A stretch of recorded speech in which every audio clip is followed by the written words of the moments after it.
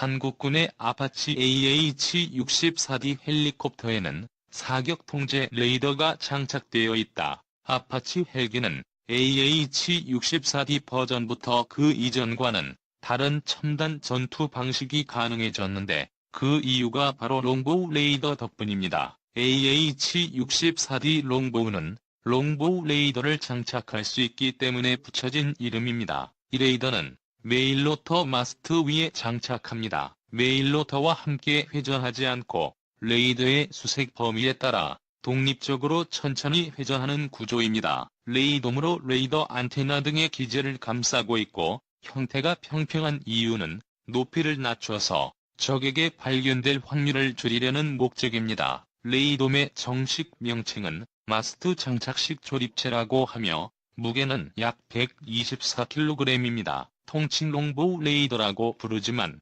정식 명칭은 AN/APG-79 화력 통제 레이더입니다. AH-64D에 장착하는 센서와 무장 가운데 하나로 록히드 마틴과 노스롭 그루먼이 공동으로 개발한 걸작입니다. 이 레이더는 35GHz의 밀리미터발을 사용하는 특수 장비로 보통의 레이더는 위성방송 등에 사용하는 주파수의 전파를 사용하지만 롱보우 레이더는 그보다 더 짧은 파장의 전파를 사용함으로써 세부적인 표적 탐지와 식별이 가능합니다. 이래 뒤로는 표적 탐지, 위치 지정, 주목해야 할 표적 특정 등 교전 우선순위를 순식간에 결정할 수 있고 최대 탐지 거리는 12km나 됩니다. 롱보우 레이더는 상황에 따라 세 가지 모드를 구분해서 사용할 수 있습니다. 이렇게 운영하면 세부적인 정보를 얻을 수 있고 운항할 때의 항법에도 도움이 됩니다.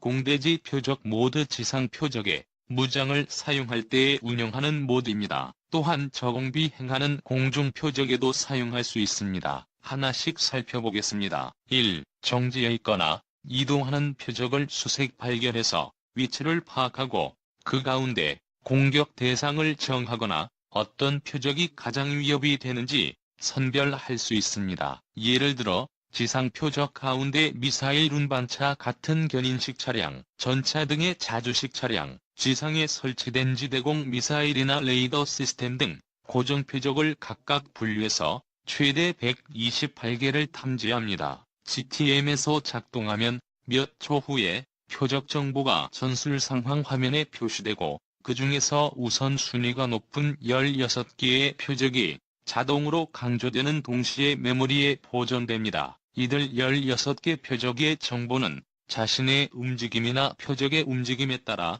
계속 업데이트되고 TSD에 표시됩니다. GTM에서 레이더의 주사 범위는 전방을 중심으로 하여 270도며 한 번 주사하는데 6초의 시간이 걸립니다. 공대공 표적 모드 이 모드에서는 공중을 비행하는 표적을 탐지하고 그 위치를 파악할 수 있습니다. 레이더 안테나는 360도 주사하므로 모든 방향에 있는 적 항공기를 탐지할 수 있습니다. 2. 아파치 헬기의 조종사가 중요한 이유가 바로 여기에 있습니다. 이때 지상의 이동 표적은 모두 제외됩니다. 언급했듯이 공대공 표적 모드를 선택하면 지상의 이동 표적이 제외되기 때문에 자칫 잘못하면 기습을 당할 수 있고 실제로 당하여 추락한 적도 있습니다. 레이돔은 1분 동안 약 6번 회전하는데 모든 방향을 레이더로 주사하는데 약 10초밖에 걸리지 않습니다. 표적의 정보는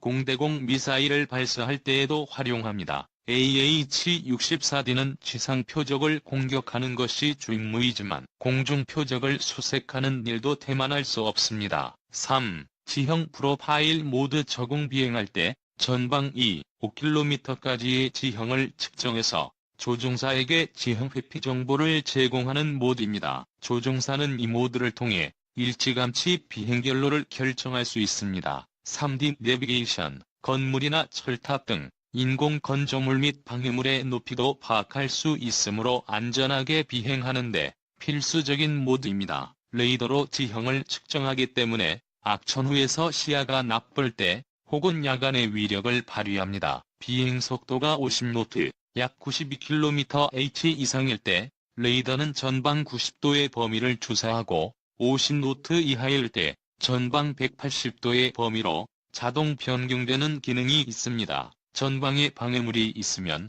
화면에 시연될 뿐 아니라 경보까지 울려서 조종사에게 알려주는 기능도 있습니다. 그리고 레이더 바로 아래에 장착된 AN/APR-48 레이더 주파수 간섭 장치의 센서는 정 레이더 전파를 탐지하고 적이 위협을 알리는 기능까지 있습니다. 마지막 여담으로 우리나라가 도입한 36대의 아파치 헬기에 롱보우 레이더는 6대밖에 도입하지 않아 논란이 되었습니다. 그러나 이론상으로는 롱보우 레이더가 최대 6대의 아파치 헬기를 커버할 수 있다고 합니다. 물론 미군도 예산 등의 문제로 아파치 헬기 4대의 롱보우 레이더를 1대만 사용하고 있습니다. 부족하다는 것은 무의미한 설정으로 롱보우 레이더 6대면 한반도 전역 및 아파치 헬기 36대를 커버할 수 있습니다. 미군이 보유하고 있는 최신의 대형 공격 헬기 아파치 가디언 AH-64의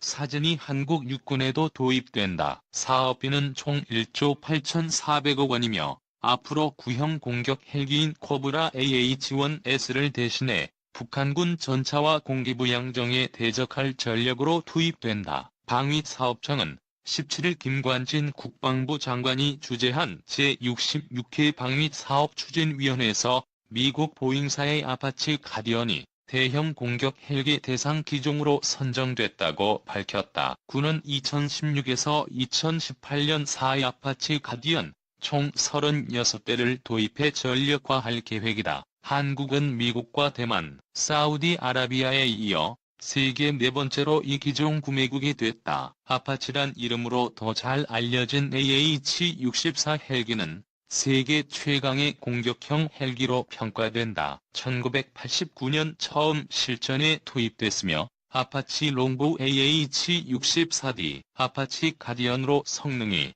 계속 개선되고 있다. 최대 8km 거리에서 적이 전차나 벙커를 격파할 수 있는 헬파이어 미사일을 16발까지 장착할 수 있으며 30mm 기총을 보유해 탱크 킬러로 불리기도 한다. 가장 큰 장점은 로터 프로펠러 위에 장착하고 있는 버선 모양의 롱보우 레이더이다. 롱보우 레이더는 1000개 이상의 지상 목표물에 대해 적과 아군으로 구분할 수 있고 그중 256개 목표의 움직임을 추적할 수 있다. 한국군이 도입할 아파치 가디언 36대 중 롱보우 레이더를 장착한 헬기는 5에서 6대가량이다. 군 관계자는 가격이 비싸기 때문에 미군도 3에서 6대 중 1대만 장착하며 나머지 헬기들은 정보를 공유한다고 설명했다. 육군 탱크 킬러 아파치 공격 헬기 36대 도입군은 그동안 수차례에 걸쳐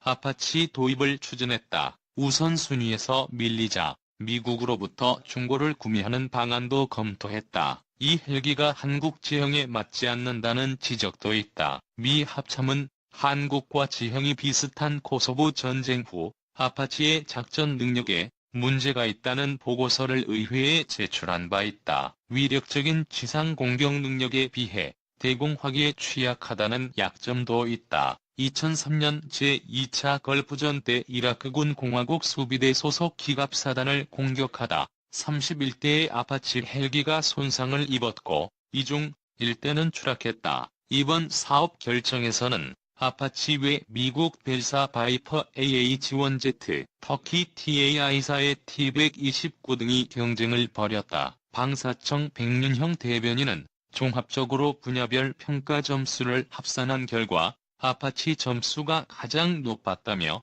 3개 기종 모두 1조 8,400억 원인 사업비 이내의 가격을 제시했다고 말했다.